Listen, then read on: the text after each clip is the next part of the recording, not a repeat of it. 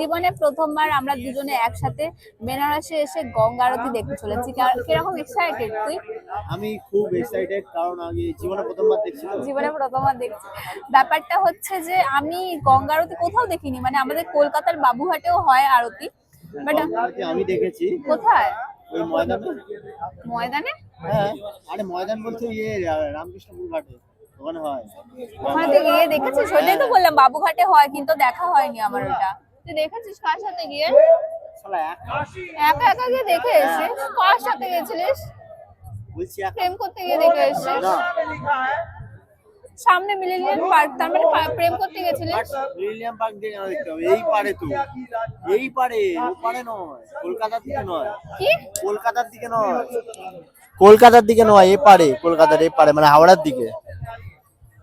আমার বিশ্বাস হচ্ছে না ও একা একা যাবে। তুই একা একা কোথাও যাস না ছোড়া। আর আমার সাথে যাসনি মানে অন্য আরে কোনো মেয়ের একা সাথে মানে গেছিস? বন্ধুরা গেছে, বন্ধুরা, মেয়ে নয়। কি?